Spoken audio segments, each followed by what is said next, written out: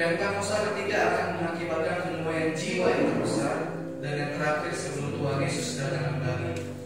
Ketiga, Pentakosta ketiga akan membangkitkan generasi Yeremia, yaitu anak-anak muda yang dipenuhi oleh Roh Kudus, cinta mati-matian kepada Tuhan Yesus, tidak kompromi terhadap dosa, dan akan bergerak untuk memenangkan jiwa. Keempat, Pentakosta ketiga lahir di Indonesia dan bergerak ke bangsa-bangsa. Gerakan ini dari timur ke barat dan akan kembali ke Yerusalem. Kelima, Pentakosta ketiga akan memberikan kuasa untuk menyelesaikan amanat agung, dan setelah itu Tuhan Yesus datang kembali. Mari sama-sama kita menyiapkan hati kita di hadapan Tuhan.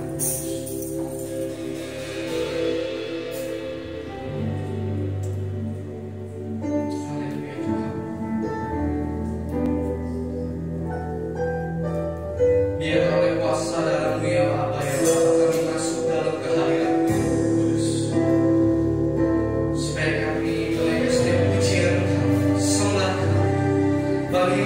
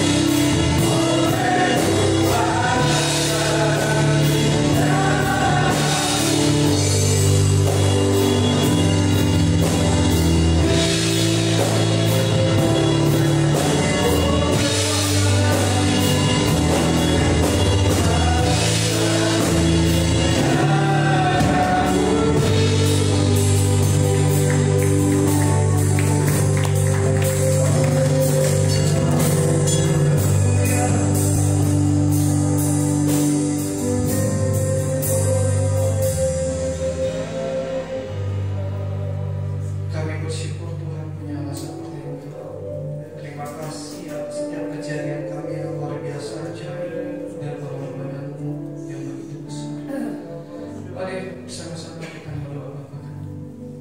Bapa kami yang ada di surga, dikuduskanlah nama-Mu, datanglah kerajaan-Mu, jadilah kehendak-Mu di bumi seperti di surga.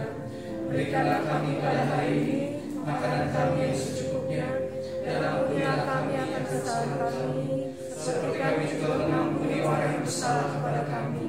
Dan jangan membawa kami ke dalam pencobaan, tapi lepaskanlah kami daripada yang jahat. Karena Engkau yang punya kerajaan, dan kuasa, dan kemuliaan sampai selama-lamanya. Haleluya, shalom semuanya. Mau berdoa, amin.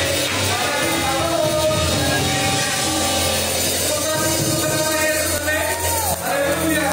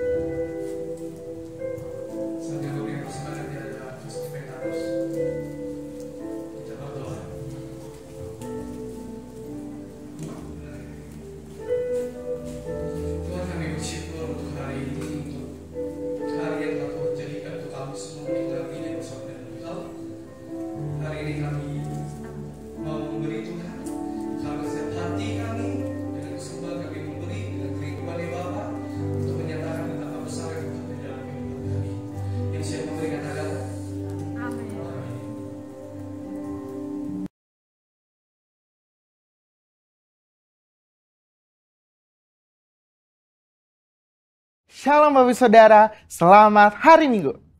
Bulan ini kita merayakan Jumat Agung dan Paskah, yaitu kematian dan kebangkitan Yesus.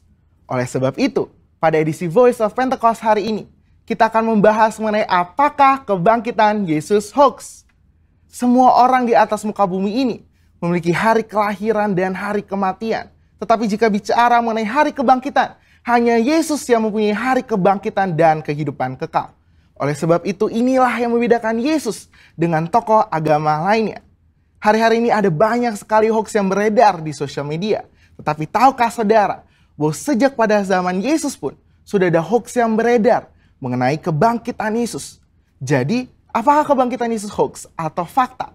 Apa makna dari kebangkitan Yesus? Mari kita simak bersama.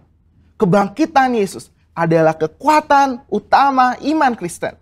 1 Korintus 15 ayat 17 mengatakan, dan jika Kristus tidak dibangkitkan, maka sia-sialah kepercayaan kamu, dan kamu masih hidup dalam dosamu.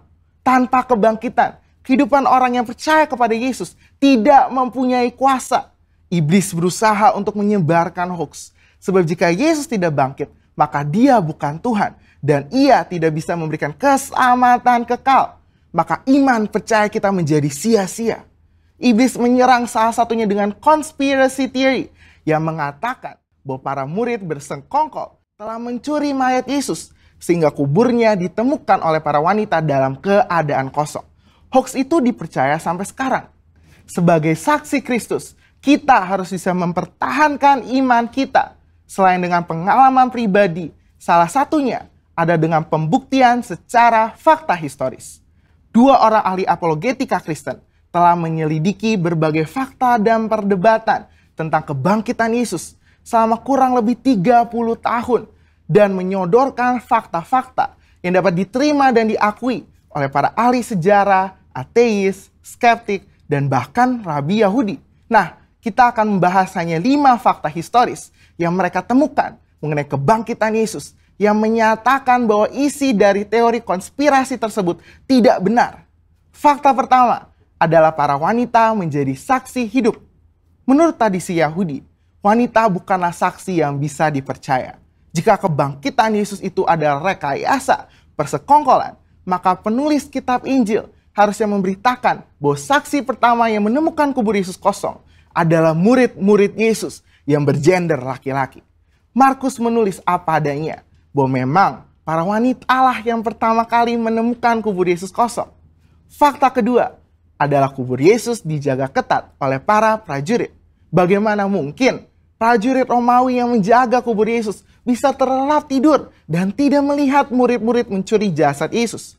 Matius 27 ayat 62-66 menyatakan prajurit Romawi telah menjaga kubur Yesus ketat, bahkan kubur itu dimeterai. Fakta ketiga adalah imam-imam kepala justru merekayasa kebohongan. Untuk menutupi fakta bahwa Yesus bangkit, maka imam-imam kepala menyuruh para penjaga membuat cerita bahwa murid-murid Yesus telah mencuri jasad Yesus. Ini membuktikan bahwa imam-imam kepala tidak menyangkali bahwa kubur itu kosong karena Yesus bangkit. Fakta keempat adalah murid-murid Yesus sedang dalam kondisi ketakutan. Bagaimana mungkin murid-murid yang sedang dalam ketakutan dan hilang pengharapan namun berani mencuri jasad Yesus?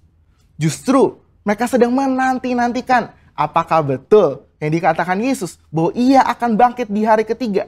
Faktanya adalah mereka semua menjadi pemberita kebangkitan Yesus dengan berani, yakin, dan mati sebagai martir. Mana mungkin ada orang yang rela mati untuk suatu rekayasa kebohongan. Fakta kelima adalah bertobatnya Saulus dari pembunuh umat Tuhan menjadi pelayan Tuhan. Perjumpaan Saulus dengan Yesus dalam perjalanan menuju Damaskus membuktikan Yesus hidup dan bangkit. Sehingga Saulus yang menganiaya dan membunuh orang Kristen bertobat menjadi Paulus yang rela memberitakan Injil. Sekalipun dianiaya, dipenjara, dan ditindas, akhirnya mati sebagai martir. Sebenarnya masih banyak lagi fakta mengenai kebangkitan. Namun hanya dengan 5 fakta yang kita bahas sudah cukup mengkonfirmasi dan membuktikan bahwa Tuhan Yesus itu benar-benar bangkit. Justru teori konspirasi pencurian mayat Yesus oleh murid-murid itulah yang hoax. Jadi fakta bahwa Yesus telah bangkit dari kematian membuktikan bahwa Dia adalah Tuhan. Dan apa saja yang dikatakannya di dalam Alkitab adalah mutlak benar. Kuasa, kehidupan, dan kekekalan hanya ada di dalam Dia. Dan ini memberikan pengharapan bahwa kita yang ikut mati di dalam Kristus akan dibangkitkan di dalam kebangkitannya. Sebab Dia hidup ada hari esok yang penuh harapan. Dan kita pun memperoleh hidup yang kekal serta segala kelimpahannya. Saudara, untuk penjelasan lebih lengkapnya dari tim teologi kami, jangan lupa buka linknya ada di atas atau scan QR Code yang tersedia. Salam integritas, Tuhan Yesus memberkati.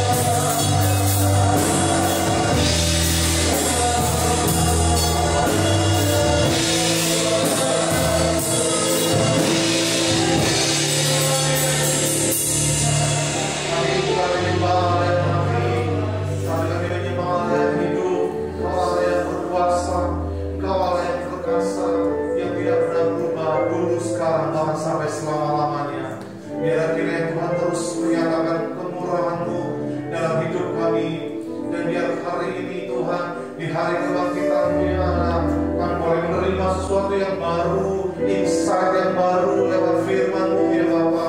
Berkati kami, urapi kami ya Tuhan, biar kami boleh terus growing, kami terus bertumbuh di dalam Engkau ya Tuhan. Kami dewasa di dalam Engkau ya Bapa.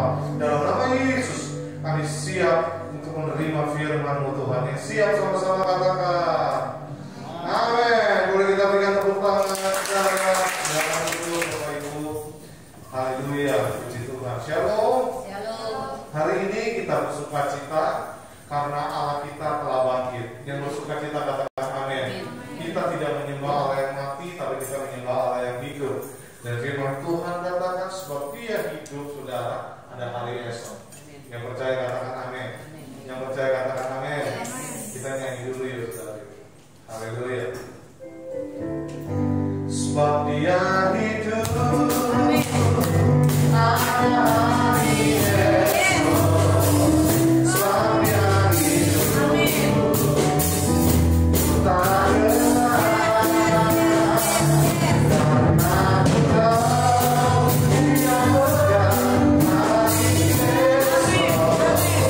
Hidup jadi berlimpah, Dia hidup. Sebab ini boleh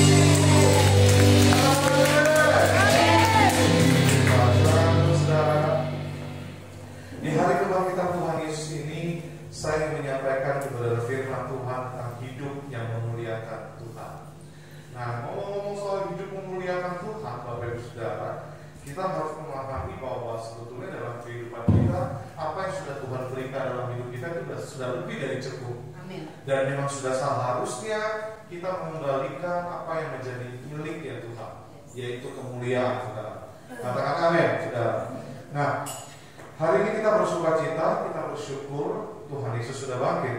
Mari kita melihat 2 Korintus 4 ayat 14 katakan, karena kami tahu bahwa Ia yang telah membangkitkan Tuhan Yesus akan membangkitkan kami juga bersama-sama dengan Yesus. Dan Ia akan menghadapkan kami bersama-sama dengan kamu kepada dirinya. Saudara, saya mau bilang begini, kita ini adalah orang-orang tebusan Tuhan. Katakan amin. Waktu Tuhan Yesus bangkit itu juga berarti menjadi sebuah kebangkitan kita, saudara. Sebagai orang-orang Kristen, sebagai anak-anak Tuhan, bahwa kita juga akan mengalami kebangkitan di dalam Tuhan. Katakan amin. Ini foto bukan editan, saudara. Tapi ini saya ambil waktu saya pergi ke Yerusalem dan sempat ke kubur Yesus. Nah, ini kubur Yesus letaknya begini, di dalam itu kurang lebih berapa ya? 2-3 meter lah, 2 kali 3 gitu sudah. Dan proses keadaannya seperti ini, saudara. Yang mungkin dulu nutupnya itu pakai batu ya, dan batunya itu dibongkar. Nah, kondisi begini, bersukacita sekali saya punya pengalaman bisa melihat kubur Yesus yang kosong, saudara. Nah, saya mau bilang bahwa Tuhan itu mau membangkitkan setiap kita. Katakan amin. Kalau Tuhan sudah bangkit, kita pun akan bangkit. Makanya tadi waktu kita nyanyi bangkit, serukan nama Yesus. Artinya kita akan mengalami kebangkitan dalam hidup ini. Amin, saudara. Hidup lebih hidup, saudara. Amin. Hidup lebih hidup. Artinya hidup kita tuh lebih bergairah, lebih punya tujuan, lebih saudara? Lebih mengerti, bisa melihat masa depan. Kalau kita punya Yesus. 1 Korintus 6 ayat 14 katakan apa? Allah yang membangkitkan Tuhan akan membangkitkan kita juga oleh kuasanya. Percaya katakan amin. Jadi hari ini kalau saudara merasa saudara belum bangkit, nah saya mau bilang, ayo bangkit loh. Tuhan kita sudah bangkit, Tuhan kita sudah hidup, dan sudah seharusnya kita ini bangkit bersama dengan Tuhan. Katakan amin. Nah, saya mau dalam khotbah saya pengen cerita. Jadi ada sebuah cerita, dan tapi ini kisah nyata, saudara. Di seberang sana ada dua laut yang luar biasa. Ya sebetulnya bisa dibilang laut, bisa dibilang danau juga, karena memang besar, saudara. Nah, ada dua laut, yang satu itu namanya Laut Mati. Nah, Laut Mati ini tingkat garamnya itu tinggi sekali, sampai 35%. Jadi kalau saudara nyemplung ke sana, saudara yakin nggak akan bisa tenggelam, pasti saudara bisa ngambang. Nah, ini kayak begini tuh bukan bohongan, tapi memang betul saudara bisa ngambang. Karena apa? Karena garam di laut itu terlalu asin, dan akibatnya di dalam Laut Mati itu tidak ada kehidupan. Jadi nggak ada ikan di situ. Ikan langsung jadi ikan asin, saudara. Nggak sanggup ikan hidup di situ. Jadi di Laut Mati itu hanya jadi sebuah objek wisata. Jadi kalau kita ke Yerusalem, pasti kita diajak untuk berendam di Laut Mati. Karena kandungan mineralnya sangat tinggi, sehingga lumpurnya itu dipakai. Lumpurnya dipakai, jadi orang kalau ke sana itu badannya diolesi lumpur, kayak waktu saya kesana juga sudah diolesi lumpur sampai muka-muka dikasih lumpur, saudara. Karena katanya lumpurnya itu mengandung banyak mineral. Bahkan ekstrimnya orang-orang Indonesia kalau pergi ke sana itu udah siapin botol aqua kecil yang 650 ml. Nanti lumpurnya dimasukin ke dalam botol aqua, dijadiin oleh-oleh. Nanti ya oleh-olehnya apa kalau pulang dari Yerusalem? Lumpur Laut Mati, saudara. Ya katanya sih lumpurnya itu berkhasiat. Orang yang kulitnya jelek, jerawatan itu pakai itu bisa mempat, saudara. Tapi ya namanya lumpur ya tetap lumpur, saudara. Ya intinya begini, di Laut Mati ini nggak ada kehidupan. Nggak ada kehidupan laut yang bisa hidup di sana. Mau cari seafood di situ pasti nggak ada, karena nggak ada yang hidup. Jadi manusia pun kalau berendam di sana nggak akan tenggelam. Nah, lihat aja bisa sambil baca Quran gitu, saudara. Karena tubuh kita tuh jadi ringan di Laut Mati, saudara. Nah, ada satu laut lagi, laut berikutnya, yaitu Laut Galilea, atau sering disebut dengan Danau Galilea. Nah, Laut Galilea ini dia tampaknya tuh cantik, bagus lah Laut Galilea. Jadi gemerlap dengan biota laut yang kaya warna. Jadi di situ tuh banyak sekali kehidupan di bawah laut itu, dan juga banyak tanaman dan banyak ikan juga. Nah, faktanya Laut Galilea adalah rumah bagi lebih dari 20 jenis ikan. Bukan 20 ya, maksudnya 20.000 jenis ikan. Sebetulnya kurang ribunya, sudah. Ada begitu banyak jenis ikan di sana, sudah. Nah, kita kalau ke Yerusalem, kita tuh suka diajak nyeberangin Laut Galilea, muterin Laut Galilea, pakai perahu yang seperti yang terlihat, perahu yang di sebelah kanan Bapak Ibu saudara paling ujung paling atas. Nah, di atas perahu itu nanti kita nyanyi, lalu kita ngibarin bendera merah putih di sana, saudara. Wah, senang sekali. Biasanya waktu kita jalan itu, kapal itu jalan, itu banyak burung datang. Lalu kita bisa beli makan burung, dan kita juga bisa melihat bahwa ikan-ikan itu berkeliaran di Laut Galilea atau di Danau Galilea. Jadi intinya bahwa Danau Galilea ini hidup. Laut Galilea ini hidup, tidak seperti Laut Mati. Namanya aja Dead Sea, Laut Mati. Emang gak ada kehidupan di situ. Jadi cuma dua laut ini, Laut Mati dan Laut Galilea, ternyata mereka itu punya sumber air yang sama. Tahu nggak dari mana sumber airnya? Sumber airnya itu dari Sungai Yordan. Kalau ngomong Sungai Yordan, pasti kita udah tahu, oh ini kan tempat Yesus dibaptis. Saya juga udah nyemplung ke situ, sudah ngerasain gimana rasanya nyemplung di Sungai Yordan. Nah, Sungai Yordan ini menjadi sumber air untuk Laut Mati dan Laut Galilea. Jadi nanti kita akan lihat gambarannya, saudara. Jadi sungai Yordan ini memberikan air kepada dua laut besar itu, Laut Mati dan Laut Galilea. Hanya saja kalau di Laut Mati itu tidak ada kehidupan, di Laut Galilea itu banyak kehidupan. Nah, kita lihat ya gambar ini ya. Nah, itu sungai Yordan itu ada di tengah-tengah, gambar tengah. Lalu sungai Yordan itu mengalirkan air ke dua sungai, Dead Sea yang di bawah, itu yang di atas itu Galilea. Bisa lihat ya, di atas itu Galilea. Nah, waktu dia memberikan aliran air ke Dead Sea itu nggak ngalirin air lagi kemana-mana. Tapi kalau dia ke Galilea itu ada kehidupan yang luar biasa. Sungai Yordan sumbernya itu sama. Sumber itu sungai Yordan, tapi hasilnya beda. Laut Mati tidak ada kehidupan, sedangkan Laut Galilea itu penuh dengan kehidupan. Mengapa begitu, saudara? Nah, ini kita mau cari tahu jawaban. Ternyata di sungai Yordan itu mengalir, air sungai Yordan itu mengalir ke Laut Galilea, dan kemudian dari Laut Galilea itu dialirkan lagi, mengalir keluar. Jadi air mengalir, masuk dan keluar, begitu saja melalui Laut Galilea. Dan itu membuat laut tetap sehat dan bersemangat, penuh dengan kehidupan laut. Jadi air lautnya itu ada sirkulasinya, keluar, masuk, masuk, keluar, masuk, keluar, gitu sudah. Sumbernya sama dari sungai Yordan. Nah, inilah yang membuat Laut Galilea itu menjadi hidup, karena dia bukan cuma nampung air dari sungai Yordan, tapi dia mengalirkan air lagi dari sungai Yordan ke sungai-sungai kecil yang lainnya yang dekat Laut Galilea. Paham ya, saudara? Gimana dengan Laut Mati? Nah, Laut Mati itu berada jauh di bawah permukaan laut rata-rata. Jadi sebetulnya kalau kita sudah ada di Laut Mati, itu kita ada di bawah permukaan laut rata-rata. Jauh gitu, sudah jauh sekali.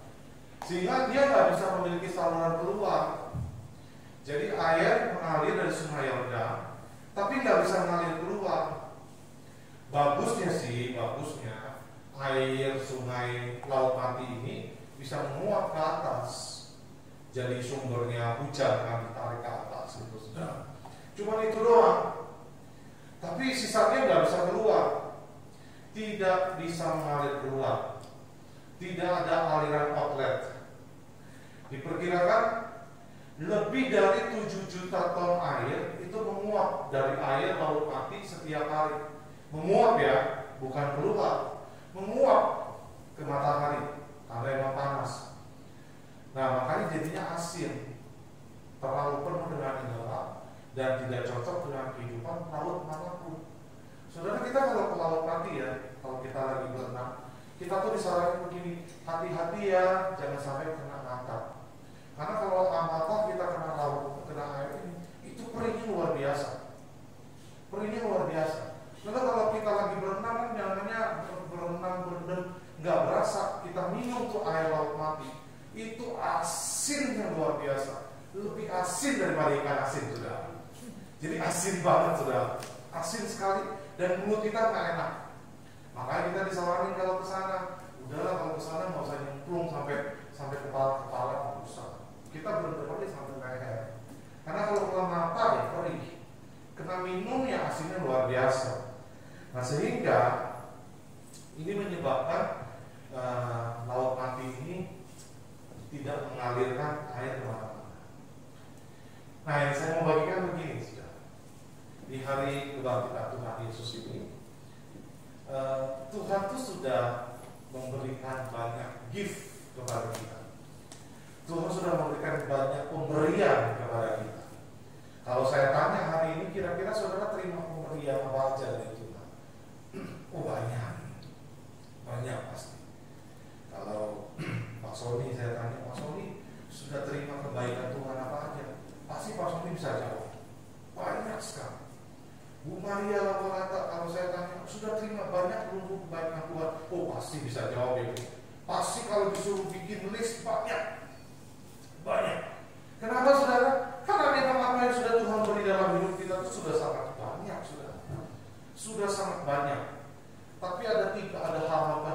saya mau kasih lihat kepada kita apa yang sudah Tuhan berikan buat hidup kita. Yang pertama tuh dia memberikan kita jaminan hidup kekal di dalam Tuhan. Amin, saudara. Kan Yohanes 14 ayat 9 apa, saudara? Tidak ada seorang pun, I am the way, the truth, and the life. Tidak ada seorang pun yang bisa datang kepada Bapa tanpa melalui aku. Artinya saudara dan saya menerima jaminan kehidupan kekal di dalam Tuhan Yesus. Amin. Yang kedua, kita tuh mendapatkan jaminan perlindungan Tuhan. Mazmur 91. Bahkan gembala pembina kita saranin hafalin Mazmur 91. Ya sebetulnya bukan jadi seperti jampe-jampe atau mantra, bukan. Tapi kita perkatakan ini jaminan firman Tuhan. Kita perkatakan terus bahwa kita tuh aman dalam perlindungan Tuhan. Amin, saudara? Ini jaminan Tuhan. Lalu Bilangan 6 ayat 24, Tuhan memberkati engkau dan melindungi engkau. Amin, saudara? Tuhan memberkati engkau dan melindungi engkau. Ya memang Tuhan, cuma Tuhan yang bisa memberkati kita. Cuma Tuhan yang bisa melindungi kita. Katakan amin, saudara. Nah, dari melihat hal ini aja, saudara, apa yang kita terima itu sudah sangat banyak. Makanya, saudara, sekarang pertanyaannya begini, kita ini termasuk golongan laut mati atau termasuk golongan laut Galilea? Artinya begini, boleh gambar berikutnya. Ini untuk kita pikirkan, saudara. Untuk kita pikirkan. Kalau saudara lihat 3 gambar ini, saudara, laut Galilea ada yang mana? Di mana? Di atas atau di bawah? Boleh jawab, saudara? Laut Galilea itu ada di mana? Di atas atau di bawah? Atas. Kenapa demikian? Karena dia nggak cuma nerima, tapi dia juga mengerti dia harus mengalirkan air sungai itu. Air laut yang mengalir dari sungai Yordan itu nggak bisa dia tampung sendiri, saudara. Dia harus alirkan. Dia harus alirkan. Nah, ini namanya mentalitas kehidupan kekristenan yang bertumbuh di dalam Tuhan. Kita ini nggak cuma orang yang selfish yang maunya terima. Wah, namanya berkat kita senang, saudara. Namanya berkat kita senang. Giliran ada penderitaan, ada masalah, kita nggak senang. Kita mulai menyalahkan Tuhan bahwa Tuhan nggak fair sama kita. Saya mau bilang, saudara, semakin kita dewasa rohaninya, kita makin memahami bahwa penyertaan Tuhan itu nggak harus dilihat dari hal-hal yang baik-baik saja, saudara. Amin, saudara? Saudara diberkati Tuhan dengan pekerjaan bagus. Saudara diberkati Tuhan dengan berkelimpahan, duit berkelimpahan, tabungan di bank berkelimpahan, saudara. Saudara merasa itu diberkati Tuhan. Betul, diberkati Tuhan. Tapi itu bukan menjadi jaminan berkat Tuhan satu-satunya, saudara. Amin, saudara? Nah, ketika Tuhan memberkati kita, apa yang Tuhan mau dalam hidup kita? Yang Tuhan mau, kita mengerti bahwa apa yang sudah Tuhan beri itu bukan buat kita sendiri, saudara. Amin, saudara? Bukan buat kita sendiri. Saudara harus punya mentalitas itu tangan di atas, bukan tangan ke bawah. Makanya orang Kristen kalau berdoa itu selalu angkat tangan. Artinya apa, saudara? Kita ini punya mentalitas memberi, bukan mentalitas yang doanya begini. Siapa yang doanya begini, saudara? Siapa yang doanya begini? Ya itu hanya gambaran saja, ya, hanya analogi aja, saudara. Tapi kita bisa melihat dari situ bahwa orang yang begini terus, saudara, akan seperti laut mati. Enggak ada gunanya, saudara. Enggak menghasilkan kehidupan yang sesungguhnya. Amin, saudara. Jadi coba pikirkan hari ini. Saudara ada di area laut mati atau di area laut Galilea? Kalau saudara ada di area laut Galilea, saudara pasti ada orang di atas yang mengerti how to give, bagaimana memberi. Kenapa, saudara? Karena Tuhan sudah terlebih dahulu memberikan yang terbaik buat kita. Amin, saudara. Tuhan sudah terlebih dahulu memberikan yang terbaik buat kita. Sekali lagi kalau saya tanya, apa yang sudah Tuhan berikan buat saudara? Saudara pasti bisa jawab. Saudara pasti bisa jawab. Ada teman kita Shena di sini yang beberapa waktu lalu sempat kena COVID-19. Wah, orang kalau yang nggak pernah kena COVID-19 itu panik, saudara. Shena kalau punya anak waktu itu Gio baru 4 bulanan ya, Shena. Gio jiwa baru 4 bulanan, wah harus dimusuhin, wah dilema saudara, dilema saudara. Tapi apakah karena kena COVID lalu Shena mulai berpikir Tuhan gak baik buat Shena? Oh enggak. Justru kalau kita dengar kesaksian Shena beberapa waktu lalu, oh dia bisa melihat betapa Tuhan itu baik buat dia. Amin saudara. Kita selalu memandang atau melihat kebaikan Tuhan dari satu sisi, tapi kita nggak bisa melihat dari sisi-sisi lain. Hari ini kita akan belajar saudara, bahwa hidup kita ini harus memuliakan Tuhan. Boleh tampilin ayat-ayat firman Tuhan. Roma 11 ayat 30 katakan begini. Sebab segala sesuatu adalah dari Dia, dan oleh Dia, dan kepada Dia. Bagi Dia kemuliaan sampai selama-lamanya. Saya mau bilang begini saudara, kalau Tuhan sudah beri buat kita, artinya kita kembalikan buat kemuliaan nama Tuhan. Amin saudara. Tuhan berikan kita berkat, Tuhan berikan kita talenta, Tuhan berikan kita kemampuan, Tuhan berikan kita kepintaran, semuanya itu siapa saudara? Dikembalikan untuk kemuliaan nama Tuhan, bukan buat kita keep saudara, bukan. Mazmur 40 ayat 6, banyaklah yang telah kau lakukan, ya Tuhan Allahku, perbuatanmu yang ajaib dan maksudmu untuk kami. Tidak ada yang dapat disejajarkan dengan Engkau. Aku mau memberitakan dan mengatakannya, tetapi terlalu besar jumlahnya untuk dihitung. Saudara bisa hitung berkat Tuhan? Saudara bisa hitung berkat Tuhan dan saudara lahir sampai hari ini? Saudara bisa hitung? Saya mau bilang saudara tidak akan pernah bisa menghitung berkat Tuhan. Dan saudara dan saya, kita nggak akan pernah bisa membalas kebaikan Tuhan. Nggak akan cukup, saudara. Nggak akan cukup. Apalagi hari ini kita merayakan kebangkitan Tuhan, itu luar biasa, saudara. Zefanya 3 ayat 17. Tuhan Allahmu ada di antaramu sebagai pahlawan yang memberi kemenangan. Ia bergirang karena engkau dengan sukacita. Ia membaharui engkau dalam kasihnya. Ia bersorak-sorai karena engkau dengan sorak-sorai. Saudara, Tuhan juga bersukacita karena kita. Makanya saudara, saya mau bilang hari ini di tanggal 4 April ini angka jelek semua saudara. Pasti kalau orang Chinese nggak ada yang mau nikah hari ini. 4 April nggak ada yang mau nikah. Si orang Cina angka 4 itu mati saudara. Hotel makanya nggak ada tuh lantai 4. Mall nggak ada yang lantai 4. Kenapa? Mati saudara. Di bulan 4 pula saudara. Bulan April mati saudara. Tapi kita, kalau kita di dalam Tuhan berbeda. Amin saudara. Kita ngalamin berkat Tuhan justru istilahnya berbeda seperti orang-orang dunia. Amin saudara. Amin saudara. Untuk itu saudara, mari kita harus memuliakan Tuhan dalam hidup kita. Gimana cara kita memuliakan Tuhan?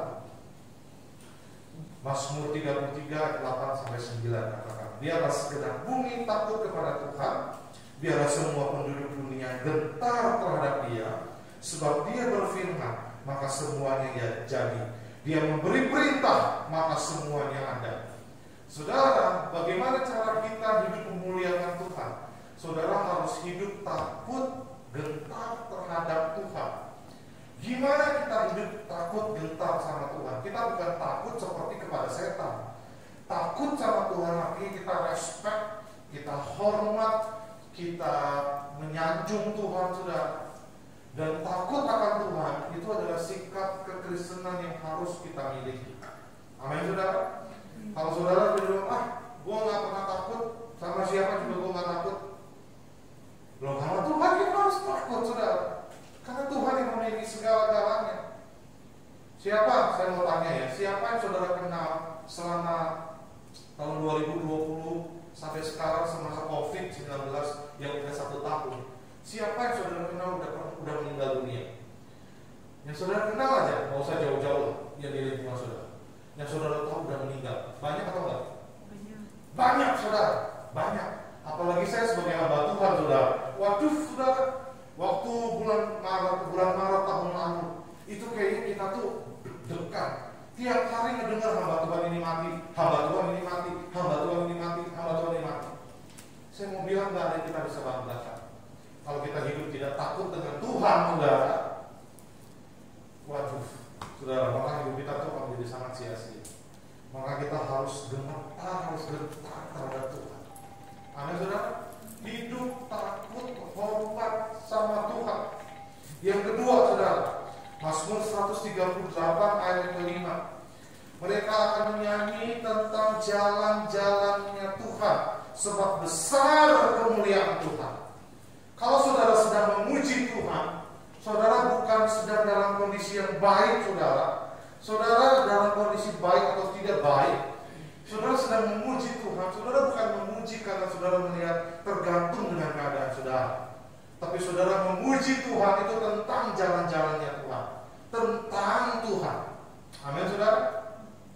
Jadi waktu tadi kita diajak menyembah Tuhan, saudara bukan sedang menyembah, aduh saya lagi gak enak situasi. Atau karena saudara melihat, aduh saya kok lihatnya yupen lagi. Saudara mungkin bisa berpikir kayak begitu. Tapi saya mau bilang, waktu kita menyembah Tuhan, saudara, waktu kita nyanyi, kita tuh sedang menceritakan. Atau ini semua tentang Tuhan, bukan tentang kita, bukan tentang perasaan kita, bukan tentang keadaan kita. Amin, saudara. Tapi tentang Tuhan. Yang setuju katakan amin. Jadi waktu kita sedang memuji Tuhan, itu semua tentang Tuhan. Sekali lagi bukan tentang kita. Amin, saudara. Yang berikutnya, ini juga menjadi sangat penting sekali. Matius 25 ayat 35 sampai 40. Saya nggak usah bacakan, saudara. Saudara bisa baca sendiri di layar, atau nanti saudara di rumah baca firman Tuhan ini. Matius 25 ayat 35 sampai 40. Ini sangat baik sekali, saudara. Kita renungkan. Intinya satu. Saudara harus punya mentalitas untuk selalu memberi, saudara. Jangan punya mentalitas selalu minta. Amin, saudara. Harus saudara belajar memberi, harus saudara belajar menabur, saudara. Amin, saudara. Karena orang dunia aja mengerti, lebih baik memberi daripada menerima. Amin, saudara. Jadi kalau namanya hidup memuliakan Tuhan apa? Dari harta-harta kita juga harus memuliakan Tuhan. Karena apa yang saudara terima itu sebetulnya bukan milik saudara. Amin, saudara. Bukan milik saudara. Saudara nggak tahu saudara dapat nggak pesan. Beberapa waktu belakangan ini ada seorang Amerika yang kena COVID lalu meninggal dan hartanya banyak, saudara. Itu kalau kayak gitu mau diapain, saudara? Kalau saudara menyimpan harta begitu banyak, lalu kalau saudara tiba-tiba kena COVID dan akhirnya meninggal, apa yang saudara mau lakukan? Waduh, sia-sia, saudara. Makanya saudara jangan jadi orang yang kikir. Jangan jadi orang yang tangannya tuh begini terus. Kita harus menjadi saluran seperti laut Galilea. Ada kehidupan mengalir, saudara. Ada kehidupan. Terima berkat, kita alirkan. Terima berkat, kita alirkan, saudara. Yang setuju katakan amin, saudara. Amin, saudara.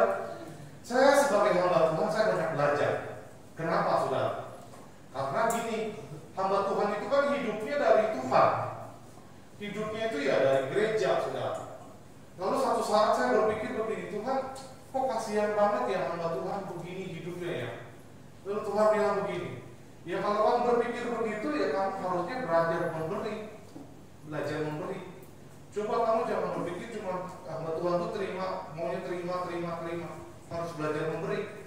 Oh, saya mulai belajar memberi. Saya mulai belajar artinya menabur, saudara. Ya walaupun nggak banyak-banyak, saudara, karena memang yang didapat juga nggak banyak, saudara. Tapi ketika saya belajar itu, saya merasakan hidup saya lebih tenang, saudara. Hidup saya lebih tenang, hidup saya lebih saudara, damai sejahtera, saudara. Amin. Saudara berpikir memuliakan Tuhan, saudara harus naik ke atas mimbar, jadi pembicara baru nih hidupnya memuliakan Tuhan. Enggak, saudara. Banyak kok pembicara di atas mimbar bohong, saudara. Banyak kok orang yang berbicara di atas mimbar juga nggak sesuai dengan apa yang dia ngomongin, saudara. Banyak sekali. Banyak kok pembicara di atas mimbar hebat, tapi di bawah nggak hebat, saudara. Di bawah nggak hebat. Makanya, saudara, saya setiap kali mengkhotbah, saya pikir cari bahan itu gampang. Cari bahan khotbah itu gampang. Di internet sekarang banyak sekali, mau googling itu udah dapat. Mau ngomongin Jadi saudara, nggak segampang itu ketika kita menyampaikan firman Tuhan. Kita harus menjaga apa?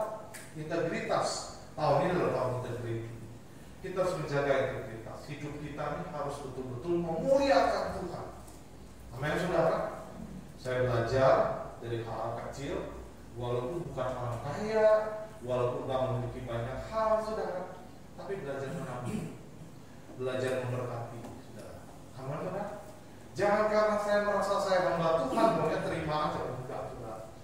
Belajar memberkati, belajar menabung saudara. Amin saudara. Kalau saya ngalamin banyak hal-hal yang sampai hari ini saya sekeluarga ngalamin banyak hal-hal yang luar biasa yang sudah kami alami.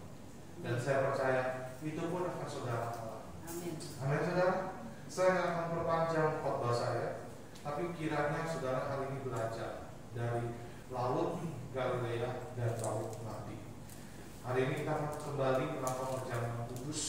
Biarlah perjalanan kudus yang nanti kita lakukan ini menjadi sebuah peringatan buat kita bahwa Tuhan itu sudah memberikan yang terbaik buat kita. Amin saudara. Tuhan sudah memberikan yang terbaik buat kita. Dan sekarang waktunya kita memberikan atau mengembalikan apa yang sudah Tuhan lakukan dalam hidup kita. Sekali lagi ya saudara, saya ngomong bahwa kita tuh nggak akan pernah sanggup bisa kembali apa yang sudah Tuhan berikan. Tidak akan pernah cukup. Amin saudara. Amin saudara. Makanya saudara belajarlah memuliakan Tuhan dalam hidup kita. Yang mau katakan amin. Hidup kita ini terlalu luar biasa bersama dengan Tuhan. Makanya biarlah selagi kita masih hidup, selagi kita masih ada, mari kita memuliakan Tuhan. Yang mau katakan amin, mari kita berdiri sama-sama saudara. Makasih Tuhan Yesus. Makasih Tuhan. Inilah yang ku renungkan setiap waktu,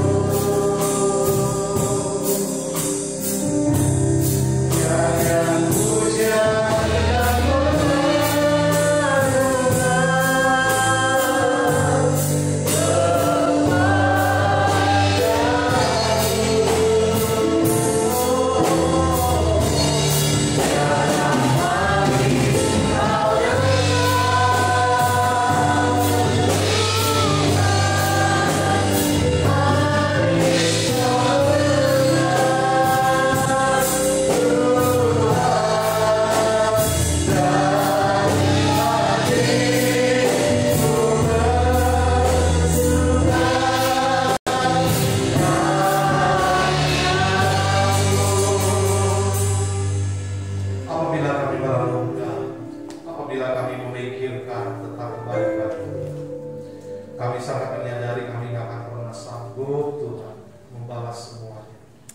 Tapi biarlah selagi kami masih hidup, selama kami masih ada, kami belajar memuliakan Tuhan lewat hidup kami.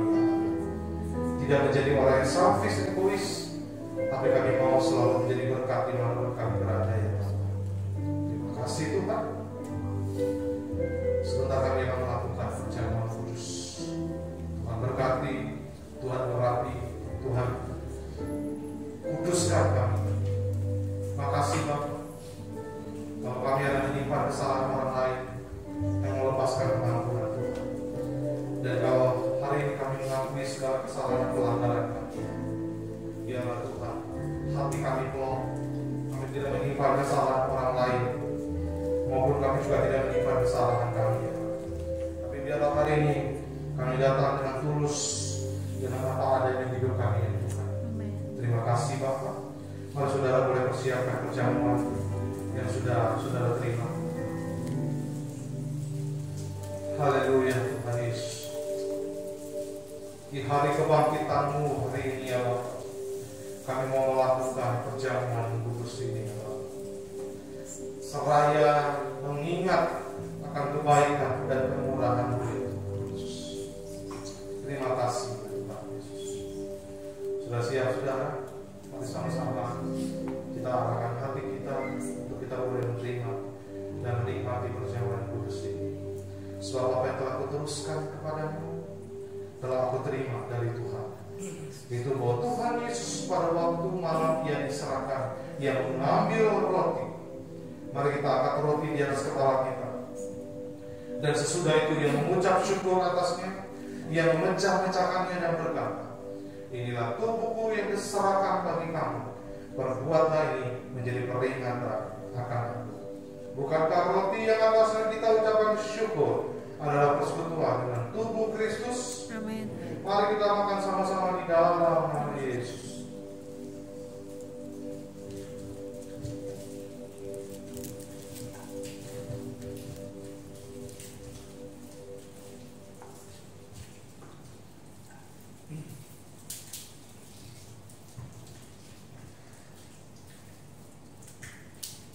Sekarang mari kita angkat anggur di atas kepala kita.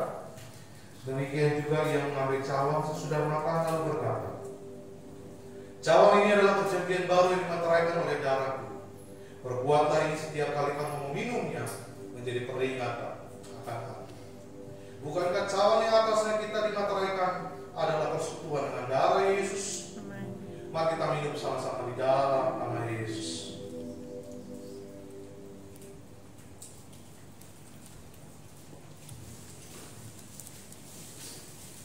Mari kita datang kepada Tuhan. Angkat hatimu, bersyukur kepada Tuhan. Katakan terima kasih Tuhan Yesus. Terima kasih Tuhan.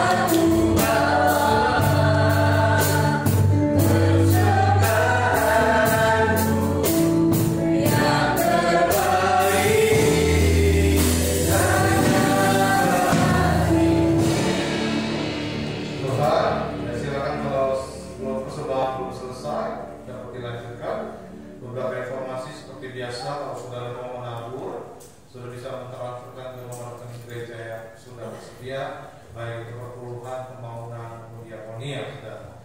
Dan nomor telepon gereja, pelayanan jemaat sudah tentukan pelayanan, silakan hubungi. Dan media sosial gereja kita seperti biasa boleh saudara follow supaya saudara bisa mengikuti perkembangan gereja kita. Ya, puji Tuhan, hari ini kita memperingati kebangkitan Tuhan kita mengucap syukur bahwa Tuhan kita sudah bangkit. Amin, saudara. Dan kita akan hadiri ibadah kita. Mari kita berdiri bersama, saudara. Haleluya. Kami bersyukur buat kebaikan, kemurahan ya Tuhan. Tidak ada hal lain seperti Engkau. Kalau hari ini kami masih berdiri, kami masih bernafas, kami bisa melayani Tuhan, kami bisa beribadah, kami bisa memberi Tuhan, menabur buat pekerjaan Tuhan di tempat ini. Kami semua mengucap syukur Tuhan buat semua yang sudah Kau lakukan dalam hidup kami. Dan biarlah Tuhan kami belajar seperti laut Galilea Tuhan yang mengalirkan aliran air itu kepada banyak orang ya Tuhan Yesus. Jadikan kami berkat bagi banyak orang, biar hidup kami menjadi selalu memuliakan Tuhan. Terima kasih Bapak. Kami terus memberkati gembala kami dan kami Pak Niko beserta dengan keempat wakil. Gembala rakyat kami Pak Adi juga dengan keempat wakil. Juga hamba-Mu dan umatnya di tempat ini. Kami serahkan gereja ini ke dalam tangan-Mu Tuhan. Biar Engkau Allah yang memberikan pertumbuhan bagi gereja-Mu di tempat ini. Memberkati jemaat-Mu yang hadir Tuhan.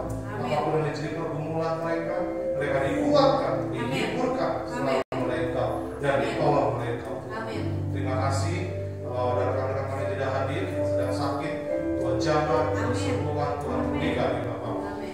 Terima kasih Tuhan.